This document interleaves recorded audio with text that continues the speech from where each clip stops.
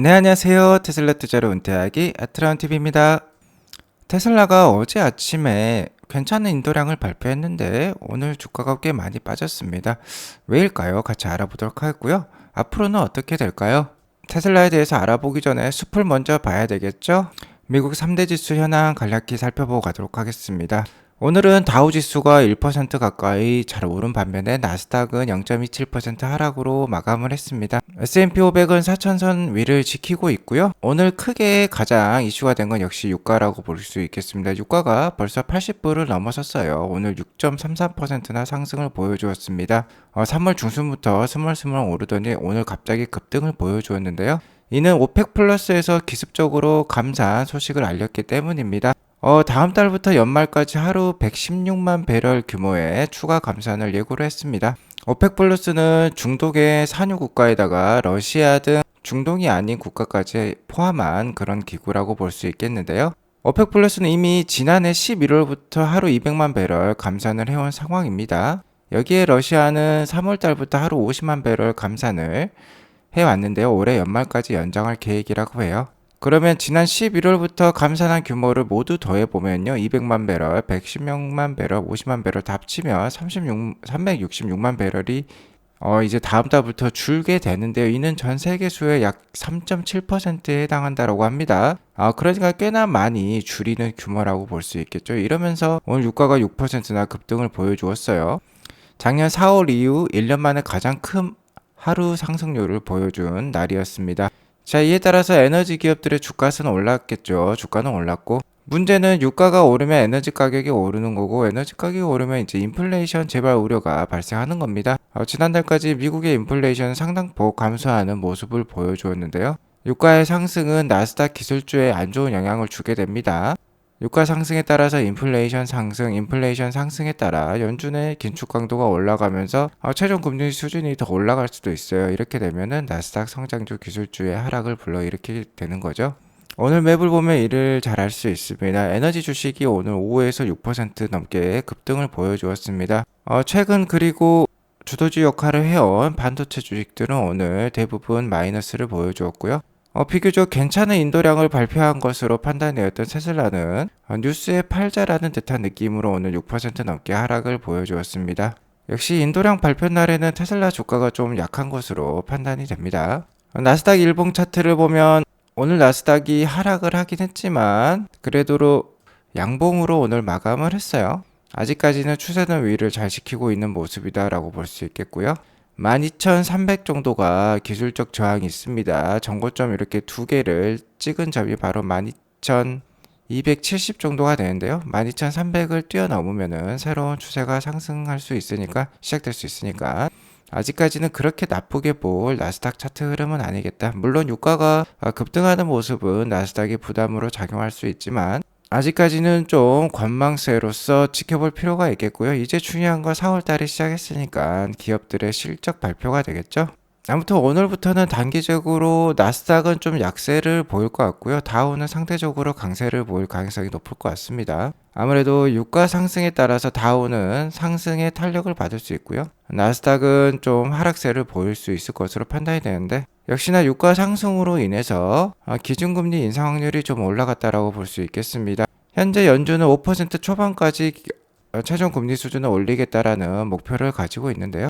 자, 어저께까지만 하더라도 금리 동결 확률이 좀 더 높았습니다. 금리 동결 확률이 5월달 FOMC 때 금리 동결 확률이 52.3%, 베이비 스텝 인상 확률이 47.7%였는데요. 이게 오늘은 좀 바뀌었어요. 그래서 오늘은 금리를 인상 확률이 53%로서 동결 확률보다 지금 높은 상황입니다. 아무래도 유가에 따라서 금리 인상 확률이 올라갔다라고 볼 수 있겠습니다.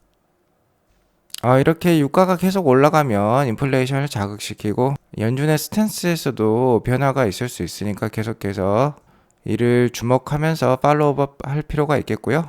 테슬라 일봉 차트를 보면 오늘 6% 정도 하락하면서 194.77불로 마감을 했는데요. 계속해서 200불대 저항이 아주 강한 것 같습니다. 테슬라는 지금 185불에서 한 205불 사이에 작은 박스권을 보이는 모습을 띄고 있고요. 테슬라의 실적 발표, 1분기 실적 발표가 4월 중순쯤에 있는데 아마 그 전까지는 계속해서 왔다리 갔다리 하는 박스권 모습을 보일 가능성이 높을 것으로 판단이 됩니다. 하지만 아직까지는 이 51선 이 주황색 추세선을 타고 상승하려는 여력이 강한 모습이기 때문에 그래도 좀 저가에는 한 180불대, 190불대 초반에는 좀 주워 담을 필요가 있겠다라고 말씀을 드릴 수 있을 것 같고요.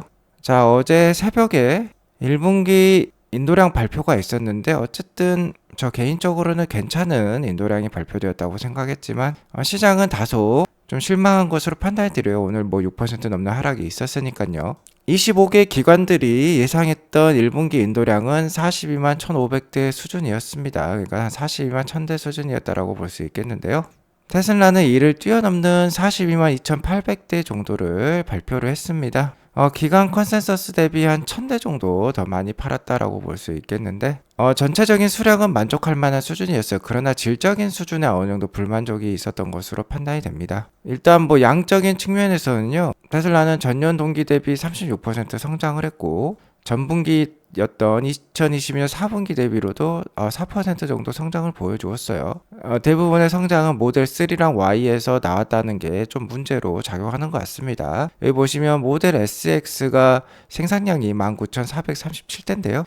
딜리버리가 1,695대로서 좀 상당히 좀 차이가 나죠. 자, 이를 좀 시장이 문제 삼은 것으로 판단이 됩니다. 아무래도 모델 SX가 판매 단가가 높기 때문에 이를 많이 팔면 팔수록 수익이 더 많이 나는 구조겠죠. 근데 이게 생산량과 딜리버리, 그러니까 인도량의 차이가 크게 나면서 어느 정도 우려감이 발생했다라고 볼 수 있겠습니다. 자, 그리고 총 생산량과 총 딜리버리를 비교해보면 한 17,000대 정도 인도량이 좀 적죠. 생산량 대비해서. 그러니까 초과 생산이 17,000대 정도가 발생을 했다라는 건데요. 지난 4개 분기 동안 자, 이를 종합해보면 누적 초과 생산량이 64,000대라는 겁니다.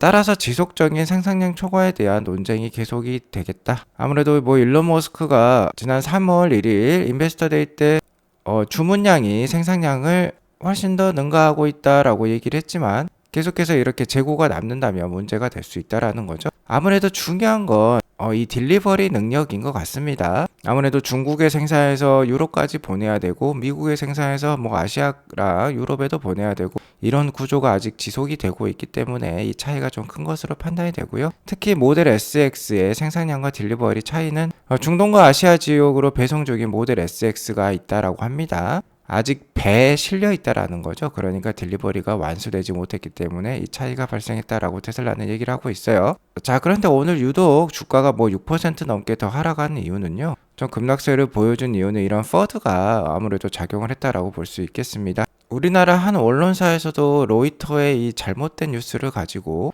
테슬라 1분기 차량 인도 대수 예상을 하회했다, 주가가 급락할 듯 하다라는 뉴스까지 이렇게 배포를 했는데요. 이 뉴스를 읽어보면 일단은 테슬라의 인도량 예상치, 인도량 컨센서스를 43만 대로 잡고 있습니다. 하지만 이것은 잘못된 것이죠. 정확한 인도량 예상치 컨센서스는 42만 1,000대였어요. 그리고 테슬라는 이를 뛰어넘었습니다. 그러니까 이는 잘못된 뉴스를 가지고 잘못된 소스를 가지고 그냥 막 써내려간 뉴스라고 볼 수 있겠습니다. 자, 이런 게 사람 심리에 악영향을 주죠. 일반 개인 투자자들은 정확한 내막을 모릅니다. 그렇기 때문에 이런 뉴스를 보고 매도를 할 수도 있고요. 그리고 요새는 뭐 AI 알고리즘 매매가 또 유행한다라고 하는데 인터넷상의 온갖 기사들의 헤드라인만 가지고 또 매매를 또 진행한다라고 해요. 뭐 이런 것만 가지고 하면은 당연히 매도세가 클 수밖에 없겠죠. 자, 아무튼 이런 퍼드보다요 중요한 건 역시 전년 동기 대비 그리고 전분기 대비 얼마나 증가했냐, 얼마나 발전했냐입니다. 자, 이 녹색 막대는요 테슬라의 1분기 매년 1분기 인도량입니다. 보시면 계속 녹색 막대가 증가하는 모양을 보여주고 있어요. 전년 동기에 테슬라는 1분기에 2022년 1분기에 31만 대를 인도했는데 이번에 42만 3천 대를 인도하면서 전년 동기 대비 36%나 성장을 보여주었어요. 그리고 괄목할 만한 거는 전분기 대비에도 이렇게 성장을 보여주었다는 겁니다. 전분기 전년 2020년 4분기에 40만 5천 대를 인도했는데 42만 3천 대를 이번 분기에 인도하면서 약 4% 정도 인도량을 늘렸습니다. 계절적으로 비수기인 1분기에도 이렇게 인도량을 늘릴 수 있다는 게 참 잘했다라고 평가할 수 있겠고요. 특히 중국 시장에서도 선방한 테슬라였다라고 볼 수 있겠어요. 순수 전기 배터리 EV만 판단을 해보면요. BYD가 이 녹색 반대, BYD는 전분기 대비로는 배터리 EV 세일즈가 이렇게 감소를 했습니다. 하지만 테슬라는 자 이렇게 증가를 시켰어요. 여기에서 알 수 있는 점이 어려운 시기일수록 테슬라가 더 강하다라는 것을 우리가 알 수 있고요. BYD 역시 작년 4분기까지 이렇게 녹색바가 올라가는 성장을 보여주었지만 올해 1분기에 이렇게 꺾어지는 모습이 나왔습니다. 테슬라는 그럼에도 불구하고 이렇게 성장하는 모습을 보여주었고요. 차종별 판매량을 보더라도 같은 경쟁 모델인 BYD 한 BYD 탕 이런 BYD 모델보다 모델 3, 모델 Y가 중국 시장에서 훨씬 더 잘 팔리고 있다라는 게 지금 1분기에 확인이 되고 있습니다. 특히 1분기는요 정말 궤적적 비수기예요. 추운 날씨는 자동차 판매에 좋지 않다라고 합니다. 그리고 1분기는 작업일수도 가장 적죠. 2월달이 끼어있고 중국의 춘절이라든지 한국의 설날이라든지 연휴가 몰려있는 분기가 1분기이기도 합니다. 그렇기 때문에 작업일수도 적기 때문에 당연히 4분기보다도요 1분기가 판매량이 적을 수밖에 없어요. 하지만 테슬라는 4분기보다 1분기 더 많은 판매량을 기록했다라는 게 참 잘했다라고 볼 수 있겠습니다.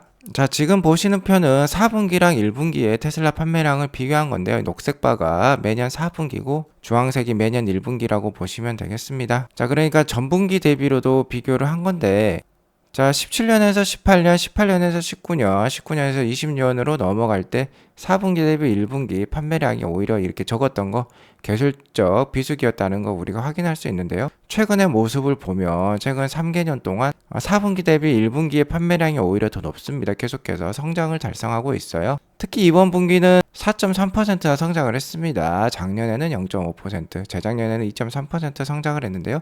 전분기 대비 4.3%라는 괄목할 만한 성장을 보여주었고 이는 최근에 고인플레이션의 고금리 상황에서 상당히 어려운 시장 환경에서 이루어낸 성과이기 때문에 더욱더 좋게 평가를 받아야 될 것 같습니다. 그리고 이번 실적 발표 때, 이번 인도량 발표 때 문제가 되었던 모델 SX 딜리버리량은요, 아무래도 2분기, 3분기부터 나아질 것으로 판단이 됩니다. 이미 유럽 지역으로는 2022년 4분기에 모델 SX 인도가 시작이 되었고요. 중국은 2023년 1분기부터 배송을 시작을 하고 있습니다. 이미 최근에 뉴스에도 나왔죠. 자, 그러니까 북미 위주의 모델 SX 판매에서 이제는 전 세계로 모델 SX를 공급하기 때문에 판매처가 다변화되면서 인도량이 늘어날 수 있다라는 그런 생각을 가질 수 있고요. 자, 우리나라에는 6월부터 공식적으로 인도가 된다라고 합니다. 자, 2분기 인도 희망 여부 지금 모델 SX 파악 중에 있는 테슬라 코리아예요. 자, 그러니까 2분기부터는 대만이랑 한국도 배송이 시작되면서 좀 늘어나는 모델 SX 딜리버리량을 우리가 확인해 볼 수 있을 것 같습니다. 아무튼 기관들의 테슬라 목표가는요, 테슬라 르크맨님에 따르면 175불에서 한 213불 사이입니다. 최근에 박스권 모습과 거의 비슷한 것 같아요. 자, 그러니까 어느 정도 현금을 남겨둘 수 있다면은 180불 대 175불 대까지 만약에 하락을 하면 추가적인 매수가 들어가면 좋을 것 같고요. 만약 213불을 넘어선다면 새로운 또 추세가 시작이 될 수도 있는 것이죠. 아니 나는 위험이 싫고 단기 투자자라고 하면은 이런 박스권 매매도 생각해 볼 수 있을 것 같습니다. 어쨌든 앞으로 중요한 건요. 테슬라의 1분기 실적 발표가 되겠습니다. 자, 우리 시간으로는 4월 20일 새벽에 아마 발표가 될 것으로 판단이 들어요. 미국 시간으로 4월 19일 장 마감이 되면 아마 실적이 발표가 될 것으로 판단이 되는데요. 자, 이번에 인도량 발표가 역대급의 발표량을 인도량을 보여주었지만 차량 가격 인하에 비해서 효과가 좀 미흡하다고 시장은 평가를 하는 것 같습니다. 자, 이제는 EPS 발표가 남았죠. 최근 리튬 가격도 큰 폭으로 빠졌다라고 지금 뉴스가 나오고 있는데요. 원자재가 인하랑 그리고 원달러 환율 상승 그리고 서비스 메가팩 매출이 차량 가격 인하를 얼마만큼 방어했는지가 주가의 방향을 결정할 수 있을 것으로 판단이 됩니다. 아무튼 차량 가격을 한 14% 가까이 인하를 했기 때문에요. EPS는 좀 빠질 수밖에 없을 것으로 판단이 됩니다. 영업이익은 좀 내려갈 것으로 판단이 되는데 이를 얼마나 잘 방어했느냐가 중요할 것으로 판단이 돼요. 저 개인적으로는 아직까지는 테슬라 투자하기에는 좋은 시점이라고는 생각을 합니다. 하지만 언제든지 작년 하반기 같이 작년 4분기 같이 큰 폭의 하락이 올 수도 있는 주식이 바로 테슬라니까요. 조심해서 운전하시기 바라겠고 앞서 말씀드렸듯이 테슬라는 어려운 환경에서도 잘 성장하고 있는 것으로 판단이 됩니다. 그럼에도 불구하고 오늘 6% 넘는 주가 하락이 있었다는 건 역시 인간의 심리 변화 때문이라고 볼 수 있겠죠. 자, 이런 시장의 심리랑 반대로 행동할 줄 알아야지 저는 재테크로 돈을 벌 수 있다라고 생각을 합니다. 위기가 왔을 때요, 겁을 먹고 시장을 떠나 있다면 큰 수익을 낼 수 없을 것으로 판단이 돼요. 항상 위기를 생각하면서 준비를 해두고 머릿속으로 시나리오를 짜보는 그런 투자자가 돼야 될 것 같습니다. 아직 차트상 기술적인 흐름으로는 괜찮은 움직임을 보여주고 있는 테슬라지만 이번 인도량 발표랑 그 다음에 있을 실적 발표 때문에 뉴스에 팔자라는 그런 모습이 나온다면, 급락이 나온다면 저가에 좀 테슬라 주식을 모으는 그런 기회로 활용하시면 좋을 것 같습니다.